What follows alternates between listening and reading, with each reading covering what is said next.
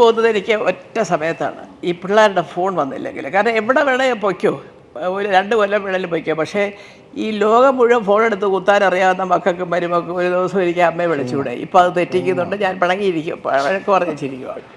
അയ്യോ അമ്മേ, അതല്ല, രാത്രി 12 മണിയാവും, അപ്പം അമ്മ ഉറങ്ങും. പിന്നെ ഞങ്ങൾ രാവിലെ അമ്മ പോയി കഴിഞ്ഞാൽ ഞങ്ങൾ എഴുന്നേക്കുന്നത്, അപ്പോഴത്തെ അമ്മ സെറ്റി കയറും. ഇങ്ങനെയൊക്കെ ഓരോ മുടന്ന ന്യായമൊക്കെ പറയുന്നുണ്ടെങ്കിലും വിളിച്ചില്ലെങ്കിൽ ഞാൻ ദേഷ്യപ്പെടും. എന്താണ് ചോദ്യം? ഇത് കണ്ടിട്ടെന്ന് തോന്നുന്നു. ചുമ്മാ അമ്മയെ വിളിക്കാറൊക്കെ ഉണ്ട്, സംസാരിക്കാറൊക്കെ ഉണ്ട്. ഇന്ന് രാവിലെ സംസാരിച്ചു, ഇന്നലെ സംസാരിച്ചു. പക്ഷെ അമ്മയ്ക്ക് എല്ലാ അമ്മമാർക്കും അങ്ങനെയാണല്ലോ, നമ്മൾ എത്ര എഫേർട്ട് ഇട്ടാലും കുറച്ചുകൂടെ എഫേർട്ട് വേണം, ഇത് പോരാ. അപ്പോൾ ആ രീതിയിൽ പിന്നെ ഈ പറഞ്ഞതുപോലെ എല്ലാവരും ഒരേ പ്രൊഫഷനിൽ പല രീതികളിൽ തിരക്കുകളിലാണ്. ഇപ്പോൾ പലപ്പോഴും ഞാനിപ്പോൾ ട്രിവാൻഡ്രത്ത് ഷൂട്ടിംഗ് ഉണ്ടായിരുന്നു. അപ്പോൾ അമ്മ പലപ്പോഴും ഡേ ടൈമിൽ എന്നെ വിളിക്കുമ്പോൾ ഫോൺ കിട്ടത്തില്ല. കാരണം എന്ന് വെച്ചാൽ ഈ നൈറ്റ് ഫുള്ളാണ് ഞാൻ ഷൂട്ട് ചെയ്യുന്നത്. ഞാൻ വന്ന് കിടന്നുറങ്ങുമ്പോൾ രാവിലെ 6 മണിയാവും. പിന്നെ ഞാൻ ഉച്ചയ്ക്ക് ഒരു 2 മണിക്കായിരിക്കും എഴുന്നേക്കുന്നത്. അപ്പോൾ അമ്മ രാവിലെ നീ 10 മണിക്ക് ഫോൺ എടുക്കാത്ത എന്താണെന്ന് ചോദിക്കും. ഞാൻ പറയാം അമ്മ ഞാൻ ഉറങ്ങായിരുന്നു. പിന്നെ നിനക്ക് ഉറങ്ങാൻ നേരം എന്നോട് സംസാരിക്കാനാണ് നേരമില്ലാതെന്ന് പറയും. അപ്പോൾ ഞാനിപ്പോൾ കഴിഞ്ഞപ്പം മെഡിക്കൽ കോളേജിൽ പോയപ്പോഴും ഇതിന് ഡിസ്കഷൻ ഉണ്ടായിരുന്നു. അപ്പോൾ ഞാൻ അമ്മ കുറേ ഇടയ്ക്കിടയ്ക്ക് പറയാം, നീ വന്ന് നിൽക്കുക, എന്നോട് നിൽക്കുക, നിനക്കൊന്ന് വന്നൂടെ, ഇടയ്ക്കൊക്കെ ഒന്ന് വന്നൂടെ എന്നൊക്കെ ചോദിക്കും. ഞാനിപ്പോൾ എന്നിട്ട് പോയി ഒരു ദിവസം വീട്ടിൽ. ഞാൻ പോയി ഒരു 2 മണിക്കൂർ കഴിഞ്ഞപ്പോൾ അമ്മ ഇറങ്ങിയതാണ്. പിന്നെ അമ്മ ഞാൻ 3 ദിവസം കണ്ടിട്ടില്ല. അമ്മ ഫുൾ തിരക്കായിരുന്നു. അപ്പം ഞാൻ പറഞ്ഞത് എല്ലാവരും ഈ ഒരു അഭിനയവുമായിട്ട് ബന്ധപ്പെട്ട മേഖലയിലാണ് പ്രവർത്തിക്കുന്നതുകൊണ്ട് ഓരോ സ്ഥലങ്ങളിൽ പല സമയങ്ങളിലായിട്ട് തിരക്കിലാണ്. അപ്പൊ അതുകൊണ്ടാണ് അമ്മയെ വിളിക്കാത്തത് എന്നൊന്ന് പറയണേ. അത് പറഞ്ഞു. I think Mallika Sukumaran she's actually ഭയങ്കര ഒരു ഷോ പേഴ്സൺ ആണ്. അതായത് ഇപ്പൊ എന്താണ് ഓഡിയൻസിന് കേൾക്കാൻ ഇഷ്ടം അത് കൊടുക്കുന്നതാണ്. അപ്പൊ അതിന് കുറച്ച് കഴിഞ്ഞിട്ടതാകാം. ഐ തിങ്ക് ഭയങ്കര ഡാർലിംഗ് ആണ്. ഇത് കട്ട് ചെയ്ത് അടുത്ത പ്രാവശ്യം പോകുമ്പോ ഞാൻ കാണിക്കാം. She's like that. She knows ഇത് ആളുകൾക്ക് കേൾക്കാൻ ഭയങ്കര ഇഷ്ടമായിരിക്കും. അപ്പൊ അതുകൊണ്ട് അതിനുവേണ്ടി കുറച്ച് നമ്പർ ഇട്ടതാന്ന് തോന്നുന്നു. ഞാൻ എപ്പോഴും സെറ്റ് വരുമ്പോൾ കാണാറുണ്ട്. Even if everybody sitting together and talking, he will always sit with his മം.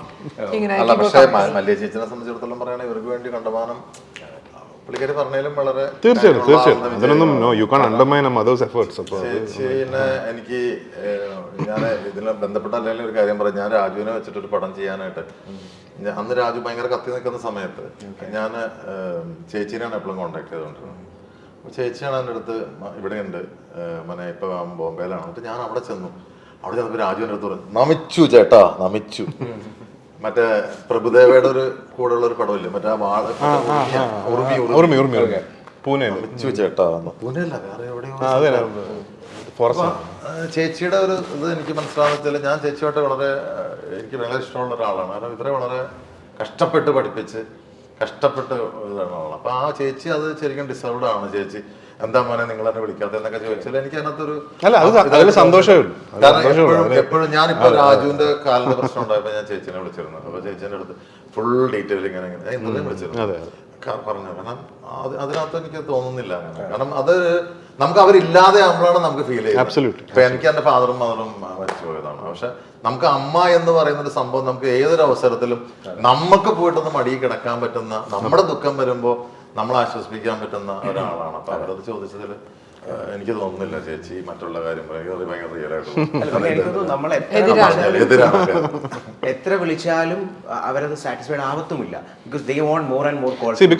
അതാണ് അമ്മയ്ക്ക് ഇപ്പൊ വേറൊരാൾ അമ്മയുടെ കൂടെ ഇല്ലല്ലോ. ലൈക്ക് അമ്മ ഒറ്റയ്ക്കാണ് താമസിക്കുന്നത്, ഞാനും പൃഥ്വിയും ബിസിയാണ്. അപ്പൊ എപ്പോഴും മക്കൾ ഇടയ്ക്ക് സമയം കിട്ടുമ്പോൾ വരണം, കാണണം, സംസാരിക്കണം എന്നൊക്കെ അങ്ങനെ ഒരു അമ്മയ്ക്ക് ഒരു ആഗ്രഹം ഉണ്ടാവുമല്ലോ. അപ്പൊ ആ രീതിയിൽ തീർച്ചയായിട്ടും അമ്മ ഇടയ്ക്ക് വിളിക്കാറുണ്ട്. എന്നോടും അതേ പൂർണ്ണമയും വിളിച്ച് സംസാരിക്കാറുണ്ട്, നിങ്ങൾ വരണം. പിന്നെ എല്ലാവരും ചേച്ചിക്ക് ഒരു 1000 ആവാണ്. അതെ അതെ അതെ അതെ. കാരണം ഞങ്ങൾ ഇവരെ കൂടെ 3 പേരെ കൂടെ നിർത്തി ഒരു പാട്ട് പാടിക്കണം എന്ന് ഞങ്ങളുടെ സംഘടനയുടെ ഏറ്റവും വലിയൊരു ആഗ്രഹമാണ്. പണ്ട് പാടിയിട്ടുണ്ടെന്ന് തോന്നുന്നു. പണ്ടില്ല, പിന്നെ 3 പേരും പാട്ടുകാരാണ്. പക്ഷെ 3 പേരും ഒരുമിച്ച് ഞങ്ങൾക്ക് ഇതുവരെ കിട്ടിയിട്ടില്ല. ഈ പ്രാവശ്യം 2 പേരെങ്കിലും കിട്ടുക അതൊന്നും നടന്നില്ല. കാരണം പലരും പല സ്ഥലത്തായിരിക്കും. നടക്കട്ടെ. King of Kotha, right? It's going to come. Anthony is coming, അല്ലേ? ആന്റണി പറഞ്ഞ ജോഷ്സന്റെ സിനിമയുടെ ഷൂട്ട് നടന്നുകൊണ്ടിരിക്കുന്നു. അപ്പം അതല്ലാതെ കിങ് ഓഫ് കൊത്ത ഓണത്തിന് ഐഡിയലി on the 24th ആയിരിക്കണം release. I'm so looking forward to it. എനിക്ക് തോന്നുന്നു ഞാനൊരു കാര്യം ചോദിക്കാൻ ഉദ്ദേശിച്ചത്, കാരണം നമ്മൾ ഒരു റേഡിയോ ജോക്കി അല്ലെങ്കിൽ ആ ഒരു രീതിയിൽ നിൽക്കുമ്പോൾ അതിനകത്ത് ആക്ട് ചെയ്തൊരു മൂവി ആയിരിക്കാം. ഓക്കെ, അതിൻ്റെ സെലിബ്സ്, അതിൻ്റെ ആക്ടേഴ്സ് അവിടെ വന്നിട്ടുണ്ടാവും സ്റ്റുഡിയോയിൽ. You are hosting the show, you are into the movie, you are in that particular movie. ആ ഒരു കിക്ക് എങ്ങനെയാണ് ആക്ച്വലി? അങ്ങനെ കിട്ടിയിട്ടുണ്ടെങ്കിൽ അതിന്റെ അതെപ്പോഴും അങ്ങനെ തന്നെയാണ്. ഇപ്പം ഈ സിനിമയുടെ ഇവരെല്ലാവരും ദുബായിൽ വന്നാലും ഞാനവിടെ ഉണ്ടാവും. കാരണം എനിക്കിങ്ങനെ മറ്റേ OCD ആണ്.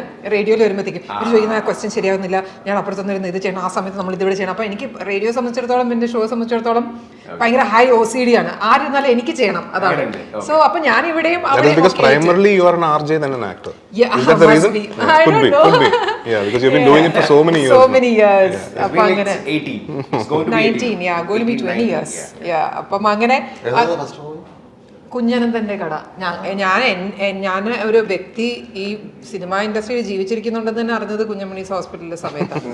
ആരാന്നൊക്കെ ചോദിച്ചെന്റെ സത്യം സീരിയസ്ലി എന്റെ അടുത്തൊന്ന് പൂജയ്ക്ക് ചോദിച്ചെന്താ പേരെന്താ, നൈല പറഞ്ഞതില് ആൾക്കാർക്ക് അറിയാം. ഇത് ഞാൻ സത്യസന്ധമായിട്ട് പറയുന്നതാണ്, ഞാൻ കള്ളത്തരം പറയാറില്ല. എന്റെ അടുത്ത് ചോദിച്ചു വെറുതെ പറയുന്നത്.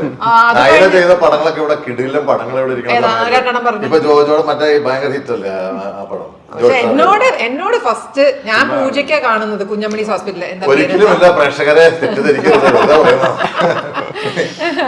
അപ്പൊ അങ്ങനെ അപ്പൊ അങ്ങനെ ഇവരെല്ലാവരും വരുന്ന ഒരു ഇതുണ്ട്. It's A home. എല്ലാവരും അങ്ങനെ ഒരു എന്റെ വീട്ടിലേക്ക് വന്ന പോലെ എനിക്ക് തോന്നുന്നു ഇവരെല്ലാവരും എന്റെ സ്റ്റുഡിയോയിലേക്ക് വരുമ്പോ. ആൻഡ് ഇനി കുറച്ച് ചെറിയ ഷോർട്ട് ക്വസ്റ്റ്യൻസ്, ഓൾറെഡി ടൈം. അപ്പൊ അത് ഞാൻ ഒന്ന് വായിക്കാം. ഇറ്റ്സ് വെരി ഷോർട്ട് ക്വസ്റ്റ്യൻ, എല്ലാവർക്കും അതിന്റെ ഉത്തരം പറയാവുന്നതാണ്. Okay, question short, answer short ആണോ? Short, very very very short thing.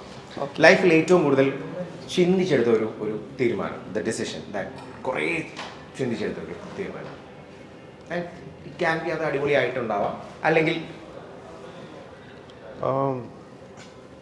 ഇപ്പം ഞാൻ സംവിധാനം ചെയ്യാൻ പോകുന്ന അതിനൊരുപാട് ചിന്തിക്കേണ്ടതായിട്ടുണ്ട്. പ്രോബബ്ലി ഞാൻ ഇത്രയും കാലത്തിനിടയിൽ ഏറ്റവും കൂടുതൽ ചിന്തിച്ചിരിക്കുന്നത് അതിനെക്കുറിച്ചായിരിക്കാം. ഏറ്റവും കൂടുതൽ സമയം എൻ്റെ തിങ്കിങ് പ്രോസസ്സ് ഏറ്റവും കൂടുതൽ ഞാൻ ഇൻവെസ്റ്റ് ചെയ്തിട്ടുള്ള ഒരു തീരുമാനം പ്രോബബ്ലി അതായിരിക്കും. കാരണം കഴിഞ്ഞൊരു 2 വർഷമായിട്ട് I been thinking about it, I been working on it, പക്ഷേ I haven't been able to land on it. അപ്പോൾ അതായിരിക്കും പ്രോബബ്ലി. ഇല്ലെങ്കിൽ ജനറലി ഞാൻ അങ്ങനെ ഒരുപാട് ആലോചിച്ച് അങ്ങനത്തെ ഒരാളല്ല. Like I just live by and go, അങ്ങനത്തെ ഒരു വ്യക്തിയാണ്. Go with the flow and absolutely plan ഉണ്ടാവും, but not like over thinking അങ്ങനെ ചെയ്യാറില്ല. ഞാനും ഇതേപോലെ തന്നെയാണ്. മേ ബി ചിലപ്പോൾ ചില സിനിമകൾ എടുക്കണോ വേണ്ടിയോ ഇത് എടുത്തു കഴിഞ്ഞാൽ എങ്ങനെയായിരിക്കും, പിന്നെ എനിക്ക് ലീവ് ഉണ്ടാവില്ല, അങ്ങനെയൊക്കെ ഞാൻ കുറെ ആലോചിക്കുമായിരിക്കും. പിന്നെ എന്തെങ്കിലും ഇൻവെസ്റ്റ് ചെയ്യാൻ ഞാൻ തന്നെയാണ് എൻ്റെ കാര്യങ്ങളൊക്കെ തീരുമാനിക്കണത്. അപ്പോൾ ഇനി എന്തെങ്കിലും അബദ്ധം പറ്റിയാലും ഐ ഹാവ് ടു സഫർ. അപ്പോൾ എന്തെങ്കിലും ഒരു കാര്യം ഇൻവെസ്റ്റ് ചെയ്യുന്ന സമയത്തും ഞാനിങ്ങനെ കുറേ ആലോചിക്കും. അത്രേ ടൈം ആണെങ്കിലും എന്താണെങ്കിലും ഇൻവെസ്റ്റ് ചെയ്യുമ്പോൾ ഡസ് ഇറ്റ് ആക്ച്വലി വർത്ത് എന്ന് ചിന്തിക്കും. അതായിരിക്കും. ബിക്കോസ് അതാണല്ലോ നമ്മുടെ കയ്യിൽ ഏറ്റവും കുറവുള്ളത്. പറഞ്ഞു, ഞാൻ തീരുമാനം കണ്ട ചിന്തിക്കാറില്ല. അതെ, തീരുമാനം പെട്ടെന്നായിരിക്കും, പിന്നെ അതിന്റെ ഭവിഷ്യത്തോടുള്ള ചിന്ത അതും ഒരു രീതിയാണ്. ചിന്തകൾ അത് കിട്ടിയതിന് ശേഷമുള്ള ചിന്തകൾ, തീരുമാനമൊക്കെ പെട്ടെന്നായിരിക്കും, ഇൻസ്റ്റന്റ് തീരുമാനങ്ങളാണ്. പിന്നെ അതിന്റെ പ്രശ്നങ്ങളിലുള്ള ചിന്തപ്പാടും ബഹളമൊക്കെ, പിന്നെ ഭയങ്കര ഭവിഷ്യത്തുകളെ കുറിച്ചുള്ള ചിന്ത പിന്നീട് വരും. അതിന്റെ അതാണ് ശീലമായോ. പിന്നെ അതൊന്നും മാറ്റാൻ പറ്റില്ല. പ്രിവെൻഷനേക്കാളും ക്യൂറിൽ വിശ്വസിക്കുന്ന വ്യക്തിയാണ്. തീർച്ചയായിട്ടും നമ്മൾ അതിനാ ചിന്തിക്കുക. തീരുമാനത്തിന് ഒരു ബുദ്ധിമുട്ടുമില്ല, അതിന് ശേഷമുള്ള അതായത് പ്രിവെന്റ് ചെയ്യുകയും വേണ്ട, പക്ഷെ ക്യൂർ ചെയ്യുകയും ചെയ്യാം.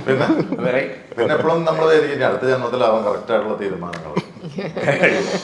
ഓക്കെ, അഭിനയ ജീവിതത്തിൽ ഏറ്റവും കൂടുതൽ ടേക്ക് പോയ ഒരു സീൻ ഓർക്കുന്നുണ്ടാവും എനിക്കറിയില്ല, but still I am asking the one particular scene that took long time, അല്ലെങ്കിൽ അങ്ങനെ ഒരുപാട് ഉണ്ടായിട്ടുണ്ട്. എനിക്ക് ഒരുപാട്, ബിക്കോസ് അങ്ങനെ അത് പെർഫോമൻസ് മാത്രമല്ല. ഇപ്പം നമ്മൾ പലപ്പോഴും ഇപ്പം സിംഗ് സൗണ്ട് ചെയ്യും. ഇപ്പോൾ റസൂൽ പൂക്കുട്ടിയുടെ പടം ചെയ്തു. റസൂൽ പൂക്കുട്ടിയുടെ പടത്തിൽ സിംഗ് സൗണ്ട് ആയിരുന്നു. അപ്പോൾ ചില ടേക്സ് ഒക്കെ 20 ടേക്സ് 23 ടേക്സ് ഒക്കെ, അത് പെർഫോമൻസിൻ്റെ പ്രശ്നങ്ങൾ കാരണം മാത്രമല്ല, ഈ പറഞ്ഞ സൗണ്ട് ഒരുപാട് ഫാക്ടേഴ്സ് ഉണ്ട്. പിന്നെ പലപ്പോഴും നമുക്ക് റസൂൽ പുതിയൊരു ഡയറക്ടറാണ്. So first time is directing.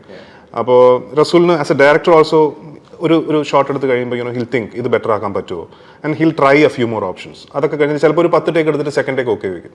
So അങ്ങനെയൊക്കെ റസൂലിനും as a director I think it's a try and test phase ആണ്. കാരണം ഫസ്റ്റ് ഫിലിമാണല്ലോ. അപ്പോൾ അങ്ങനെയൊക്കെ ടേക്കുകൾ പോയിട്ടുണ്ട്. ഇപ്പോൾ പല സിനിമകളിലും പല കാരണത്താൽ അങ്ങനെ പോയിട്ടുണ്ട്. പിന്നെ നമുക്ക് തന്നെ ചിലപ്പോൾ നമ്മൾ ഒരു പ്രാവശ്യം ചെയ്യും, നമുക്ക് തോന്നുന്നു ഇത് കുറച്ചുകൂടി ബെറ്റർ ആക്കാൻ നമുക്ക് തോന്നും. അപ്പോൾ ഡയറക്ടറോട് പറഞ്ഞിട്ട് ടേക്ക് കൂടെ പോകും, 2-3 ടേക്ക് അങ്ങനെ പോയിട്ടുണ്ട്. It's part of the job.